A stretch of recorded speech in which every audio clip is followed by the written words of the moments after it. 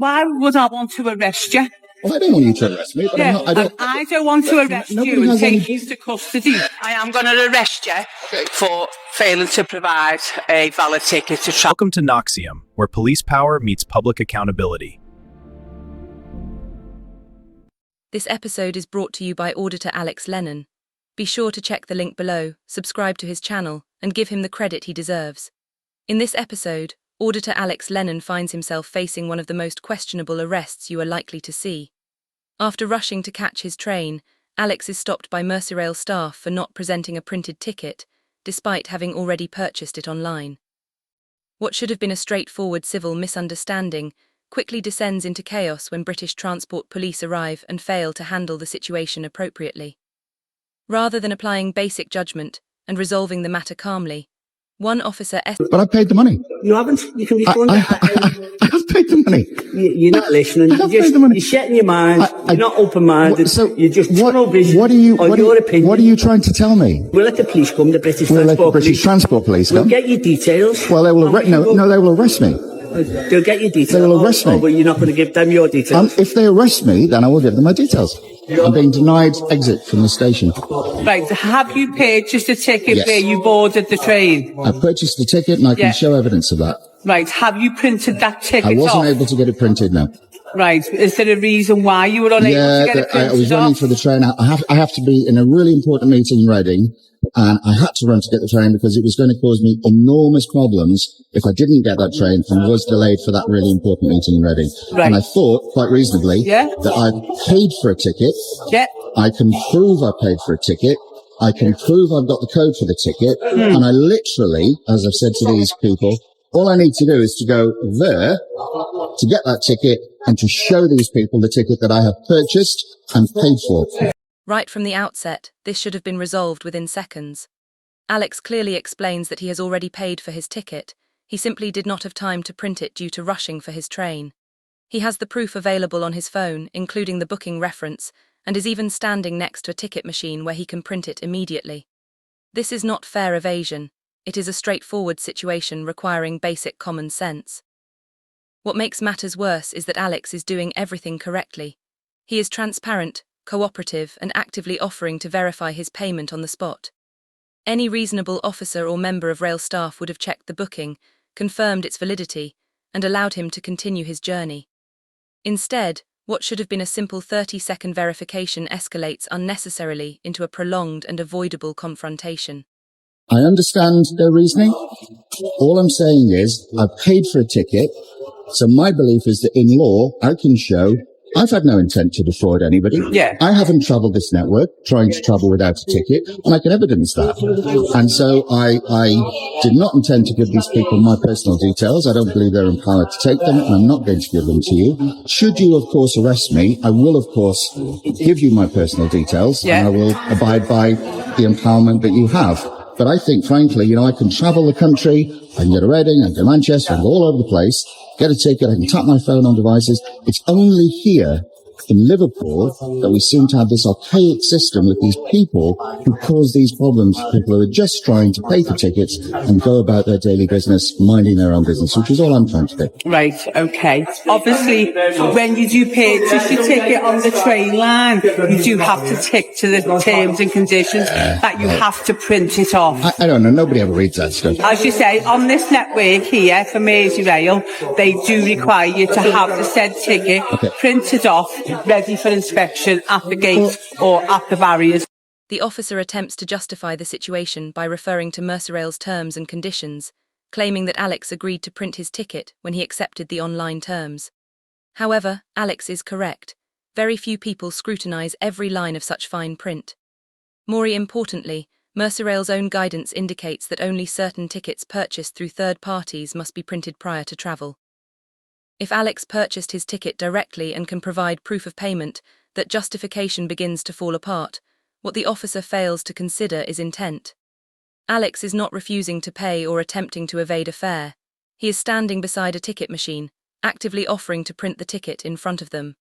That clearly demonstrates an intention to comply, not to deceive. This situation is no longer about a missing ticket. It is about common sense being replaced by rigid and misguided rule enforcement. All I would say is that, anybody can have a policy. Anybody can make a rule. Yeah? Doesn't mean it's a criminal offence, doesn't mean it's a civil offence. I don't believe I've committed an offence. I mean, they may think I've broken their procedures and policies, that's fine. I don't believe I've committed any offence because I've paid money for a ticket to travel and I can prove that. Yeah, so where is my offence? No, but you have got your ticket, but you've not printed the said ticket so off. Where's my civil or criminal offence? But you should have printed it off before you travelled. You could say you've got to stand on... Sorry to interrupt. No, it does say, obviously, on the train stations and on the trains, that you have to have your ticket ready to present to these guys. And if you have it on the phone, which is the actual ticket, yours isn't the actual ticket. Yours is proof to say you've purchased a ticket, but you've not yet you've not yet printed that said ticket I see what you're saying. My point is that what's happened, you could have a rule on the terms and conditions on Merseyrail saying everybody on the train has to stand on one leg, and everybody would have to stand on one leg. And you could threaten people if they didn't stand on one leg. Alex articulates the point perfectly. He is not breaking the law, he is at most breaching a rule, and those are two entirely different matters. The law requires that a passenger pays their fare before travelling, which he has clearly done. He has proof of purchase, a valid booking reference, and the ability to print the ticket immediately. What Merseyrail are attempting to enforce is not criminal law but internal company policy, and failure to comply with a business rule does not constitute grounds for arrest. When Alex simplifies the issue with his analogy about standing on one leg, it effectively highlights the absurdity of the situation. A company may impose whatever rules it chooses, but that does not grant either staff or police the authority to treat those rules as law.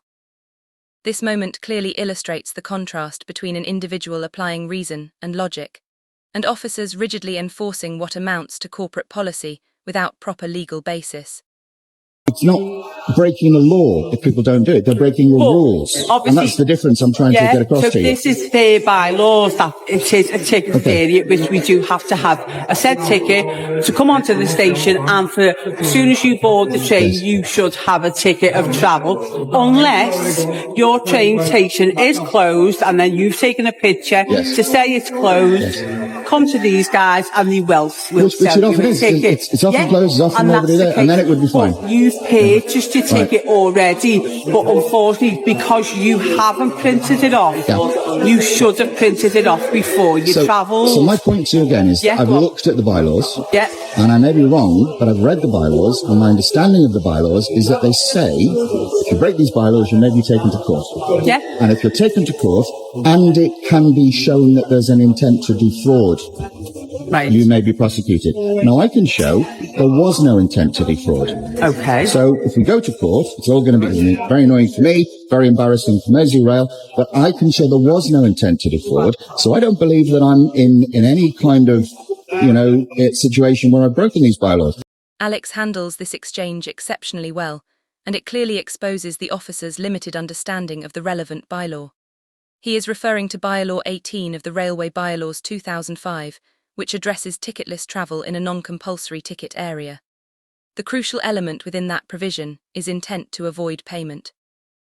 This requires a deliberate attempt to evade a fare, not a simple mistake, not confusion, and certainly not a situation where an individual can demonstrate that payment has already been made. In this case, there is no intent to defraud whatsoever. Without that intent, the necessary criminal element is absent. Railway bylaws are designed to address those who deliberately attempt to avoid paying fares, not individuals who have already paid and are able to prove it.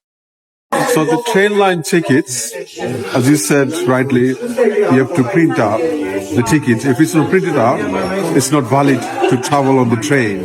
I know this is what the lady said to me. It's not valid on the train. And what I'm saying is that can I just explain to you? Yes. What happened is sometimes people buy train line tickets. They don't print it. They do the journey. They complete the journey. What happens is they get refunded. Well, that would be terrible. They get refunded. That would be terrible. Okay, so some people does that. Okay, I'm not saying you do. No. Your intention to do that. Specifically, on these occasions. Specifically, I asked these people to let me go just over there, to print the ticket. And they would see I'd printed the ticket, and they would know that it had been paid. Their understanding would be, if they went here, you would have done the journey, and you got the refunded as well from the train line. Which some people does that. This PCSO's reasoning is fundamentally flawed and highlights how easily unfounded assumptions can escalate into false accusations. He is effectively suggesting, "You might have acted dishonestly if we were not here," which is not how the law operates. That is not policing, it is speculation. An individual cannot be accused of potential fraud based on what they might have done in a hypothetical scenario. Alex, meanwhile, offers a clear and practical solution. He is standing beside a ticket machine, ready to print his ticket immediately, demonstrating beyond any doubt that payment has already been made and that there is no intention to exploit the system. What further undermines the PCSO's position is that his argument collapses under its own logic. If Alex had genuinely intended to deceive, the last thing he would do is remain in front of officers, insisting on producing proof of payment. You can deal with them as a civil matter, as you say. Yes. Yeah. You can give your details to them. Well, I'm not going to do that. And if you don't, then the police get involved. Yep. Police get involved. As then it's indeed the has civil happened. matter, Yes. where it's dealt as a ticket fraud. Yeah, and that's what we're going to do. Yeah. Because I'm not giving these people my details. Because I've paid for a ticket. This is what's happening now. There cannot be ticket fraud. Okay. Because I've paid for the ticket. Well, that's a valid ticket, there's sir. no intention to defraud in law. Well, we don't know because. Well, I can prove it. I mean, I can show you the receipt and I can get it printed. There's no intention to as I defraud. say, it's not valid. Okay, well, if we have... Reliably informed, that's not a valid ticket. It's Okay. reference number for a ticket. Well, I've had all three of you inform me that. You should have Yeah. printed your ticket up before you travel. So, can I just go and print the ticket off? No, you should have done it before you travel. Oh, I see. So, you can't travel without so a valid you're going to take me to court because you won't let me print a ticket. Maybe. Okay, well, let's do it then. What do we do next? Obviously, you need to provide your details to these people I'm not going here. to. Can I just ask, is there a reason why you don't want Yeah, to? because I don't believe they're empowered to take them, and I don't believe I have to give them to They them. do have the power to take your details. No, they don't. They do. They are accredited. I don't believe that. The British Transport Police officers claim that the ticket inspectors were accredited and therefore entitled to demand Alex's details is simply incorrect. Ticket inspectors are not law enforcement officers. Their authority derives from the railway bylaws, which permit them to request a name and address only where there is a reasonable belief that an individual has deliberately attempted to avoid paying a fare. That is far removed from the circumstances here. What makes this more concerning is the officer's apparent confidence in that incorrect position. Rather than verifying the actual scope of the inspector's powers, she accepts their assertions without question and uses them to apply pressure on Alex. That is not effective cooperation with a partner agency. It is the outsourcing of judgment to individuals who do not possess police authority. It reflects poor practice, leads to unlawful escalation, and demonstrates how a lack of understanding can transform a straightforward civil matter into an unnecessary and avoidable arrest. I'm arrested, I will give my details to the arresting police officer when hearing the basis upon which I'm being arrested, because that will then be used in the court of law. Right, at the moment, I do have a necessity because you're not failing to provide your details. I will not provide my details until I'm arrested. Yeah, why would I want to arrest you?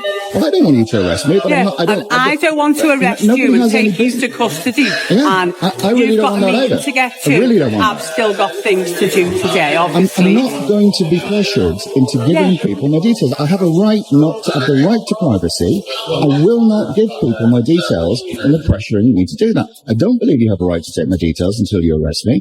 If you arrest me, if there's a basis for you to arrest me, and you arrest me, and you tell me why I'm being arrested, I will of course comply and I will of course give my details. That's You just haven't normal. got the ticket. I You paid have for a ticket, Yeah, but and I that's can just a print that reference ticket number. just over there. Yes, but you should have I can printed the ticket before you travel. And you're going to arrest me for that.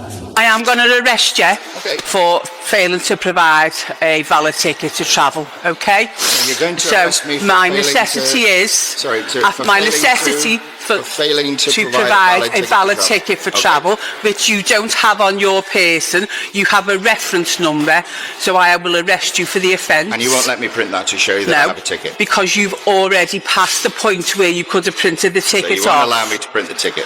Well, obviously, when I've finished dealing with you, then you can go and print the ticket off. Thank you That's very much. fine. Yep. Okay. Do you want to come to our office and we'll speak out the way? Yeah, yep. And we'll take it from there. Okay. All right. Do you want to follow this way? Thank you.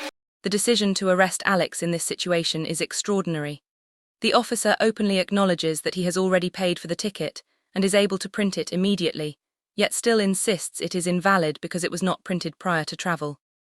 The fundamental purpose of a ticket check is to confirm payment, and Alex could have demonstrated that within seconds. Instead, compliance is effectively penalized, while rigidity is rewarded, turning a straightforward misunderstanding into an unnecessary and unlawful arrest. Alex's update further highlights just how unreasonable the situation became.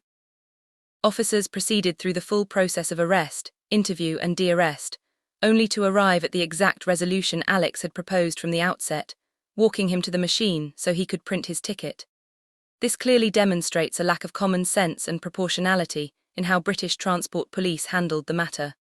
Rather than exercising discretion and applying logical judgment, they defaulted to heavy-handed enforcement. The fact that Alex had to be arrested before being allowed to prove he had paid illustrates how rigid adherence to procedure, without reason, can undermine justice. These follow-up comments clarify the legal position with precision. As explained, purchasing a ticket is a legal requirement, as travelling without authorization would constitute an offence.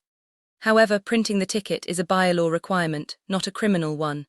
That distinction is critical. Failing to print a ticket does not automatically amount to fare evasion. It merely provides the operator with the option to pursue action if they can demonstrate intent to defraud. In Alex's case, he had already paid and was able to provide proof of purchase, meaning there was never any lawful basis for a criminal offence, only a procedural requirement that had not yet been fulfilled. The fact that British Transport Police chose not to pursue prosecution further reinforces how weak the original grounds were. Alex's own response brings everything into focus. He remained on solid legal footing throughout the encounter. He knew he had paid, had no intention of deception, and was confident that any court would dismiss the matter immediately. Most telling, however, is his reference to the single justice procedure, a route Merseyrail could have used to process a penalty with minimal scrutiny, which he now describes as unlawful practice. That observation is significant. It suggests that what began as a routine ticket issue exposed a broader concern: the potential for administrative processes to be used in ways that pressure individuals into compliance without proper legal justification, relying on the assumption that most will not challenge it as Alex did. That's it for today's video. If you found this episode informative, don't forget to like, comment and subscribe. It genuinely helps support continued independent coverage. Also, be sure to check out Alex Lennon, his channel is linked in the description. Show your support, thank you for watching.